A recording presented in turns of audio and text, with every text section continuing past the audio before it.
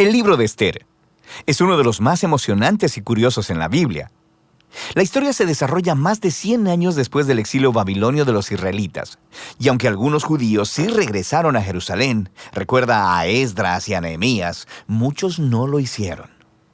Así que el libro de Esther se trata sobre una comunidad judía viviendo en Susa, la ciudad capital del antiguo imperio persa. Los personajes principales en esta historia son dos judíos, Mardoqueo y su sobrina Esther. Y luego tenemos al rey de Persia, quien es el borracho pusilánime de la historia. Y luego tenemos al oficial persa, Amán, el astuto villano. Este es un libro curioso en la Biblia, principalmente por el hecho de que Dios nunca es mencionado ni una sola vez, lo que podría parecerte un poco extraño. Quiero decir, ¿no trata la Biblia acerca de Dios? Pero esta es una técnica brillante del autor, quien por cierto es anónimo.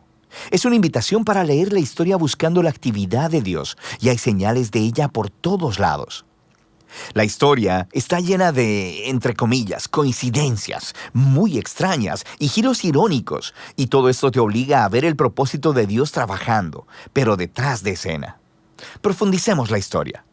El libro inicia con el rey de Persia organizando 2 banquetes elaborados que duran un total de 187 días, y todo es para mostrar su grandeza y esplendor. En el último día de la fiesta del banquete, él está muy borracho y demanda que su esposa, la reina Vasti, aparezca en la fiesta para él presumir de su belleza.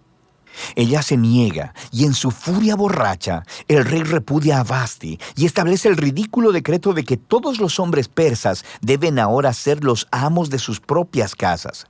Y luego, él hace un concurso de belleza porque quiere encontrar una nueva reina. Es como una telenovela bastante mala, pero aquí es donde se nos presenta a Esther y a Mardoqueo. Esther oculta su identidad judía y entra al concurso de belleza y gana. Y el rey está tan obsesionado con Esther que la hace la nueva reina de Persia. Ahora, después de esto, y de manera todavía más providencial, resulta que Mardoqueo escucha a 2 guardias reales conspirando para matar al rey. Y le informa a Esther, quien informa al rey, y Mardoqueo recibe el crédito por salvar la vida del rey. Ahora, desde el principio hasta aquí, Dios no se menciona en ningún lado, pero todo parece haber sido ordenado providencialmente. ¿Qué está tramando Dios? Tienes que seguir leyendo. Después se nos presenta a Amán, quien no es persa. Es llamado Agageo. Es descendiente de los antiguos cananeos. Recuerda a Samuel, capítulo 15. El rey exalta a Amán a la posición más alta en el reino y demanda que todos se arrodillen ante Amán. Bueno, cuando Mardoqueo ve a Amán, se niega a arrodillarse, lo que por supuesto llena de ira a Amán. Y cuando se entera de que Mardoqueo es judío, Amán convence al rey de establecer un descabellado decreto para destruir a todas las personas judías. Y para decidir la fecha de la aniquilación de los judíos, Amán echó suertes. En hebreo eso se conoce como Pur. Recuerda este dato para después. 11 meses después, en el 13 de Adar, todos los judíos morirán. Después, Amán y el rey tuvieron un banquete en el que se sentaron a beber para celebrar su horrible decisión. Así que ahora el enfoque está sobre Mardoqueo y Esther, quienes son la única esperanza para el pueblo judío. Ellos planean que Esther revele su identidad judía al rey y le pida que revierta el decreto. Pero dirigirse al rey sin ser requeridos por él es, según la ley persa, una acción que merece la muerte.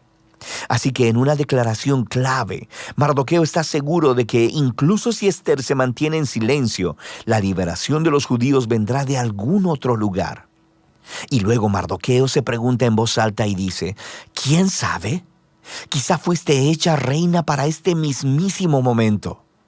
Esther responde con valentía y se dispone a ir delante del rey con sus asombrosas palabras.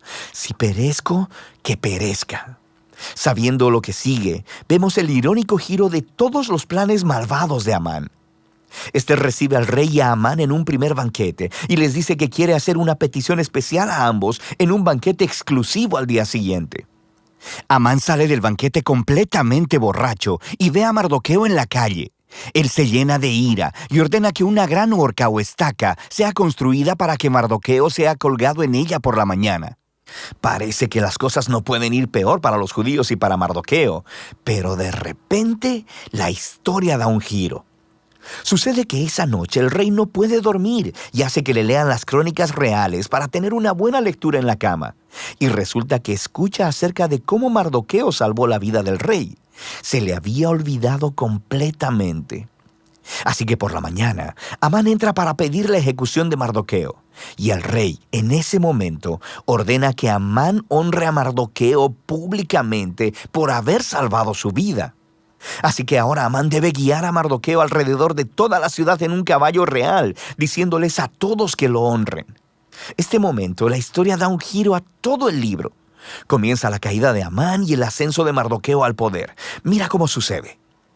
El día siguiente es el segundo banquete de Ester, así que el rey y Amán llegan, y Ester le informa al rey, primero que nada, que ella es judía.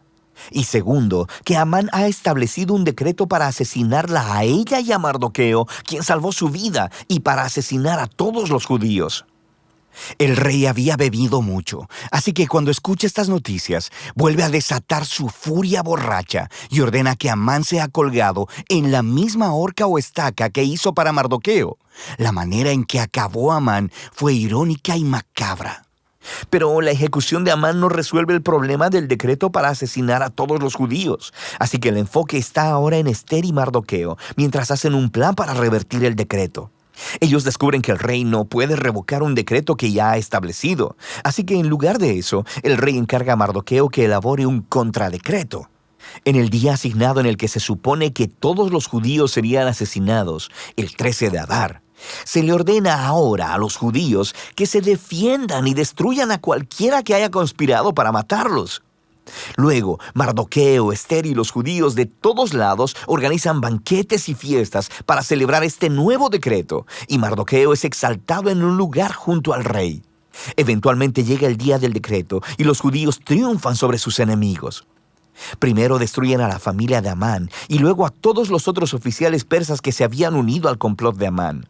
Y luego, un segundo día, ellos obtienen permiso para destruir a cualquiera que hubiera conspirado contra ellos en todo el reino. Y esto resulta en gozo y celebración, conforme los judíos son rescatados de la aniquilación. La historia luego cuenta cómo Ester y Mardoqueo establecieron por decreto esta fiesta anual de 2 días, Purim, para conmemorar su liberación de la destrucción. Y el nombre de la fiesta viene de la suerte que echó Amán. Recuerda, Purim. El libro concluye con un breve epílogo en el que Mardoqueo es exaltado como segundo al mando en el reino. Se nos dice acerca de su grandeza y esplendor real conforme los judíos florecen en el exilio. Ahora, da un paso atrás. Nota cómo toda esta historia ha sido diseñada. La historia estaba llena de giros irónicos, pero ahora podemos ver que la historia completa está estructurada como un giro irónico, incluso hasta los detalles. El esplendor, las fiestas y los decretos del rey son un reflejo del esplendor, las fiestas y los decretos de Mardoqueo al final. Ester y Mardoqueo salvan primero al rey, pero ahora al final salvan a todos los judíos. Y luego tienes la exaltación, los edictos y el banquete de Amán, que son revestidos por la exaltación, los edictos y el banquete de Mardoqueo.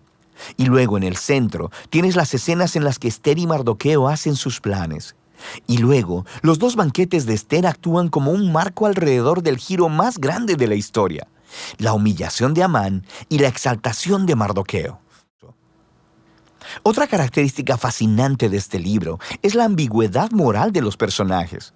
Vemos mucha bebida, ira, sexo y asesinatos, de los cuales Mardoqueo y Ester son parte. Sin mencionar la violación de muchos mandamientos en la Torá, como casarse con gentiles y comer alimentos impuros. Así que la historia no está colocando a Mardoqueo y a Ester como ejemplos morales, como si aprobara todo su comportamiento, pero sí son colocados como modelo de confianza y esperanza cuando las cosas van muy mal. Y así el libro de Ester regresa a esa pregunta con la que empezó: ¿por qué no se menciona a Dios? El mensaje de este libro parece ser que cuando parece que Dios está ausente, cuando su pueblo está en el exilio, cuando son infieles a la Torá, ¿significa esto que Dios ha terminado con Israel? ¿Ha Dios abandonado sus promesas? Y el libro de Ester dice que no. Nos invita a ver que Dios puede trabajar y que trabaja en el desorden y en la ambigüedad moral de la historia humana. Y Él utiliza para cumplir sus propósitos la fidelidad de personas que han transigido moralmente. Así que el libro de Esther nos pide que estemos dispuestos a confiar en la providencia de Dios, incluso cuando no la veamos trabajando, y a esperar en que no importa lo mal que se pongan las cosas, Dios está comprometido con la redención de su mundo. Y de eso trata el libro de Esther.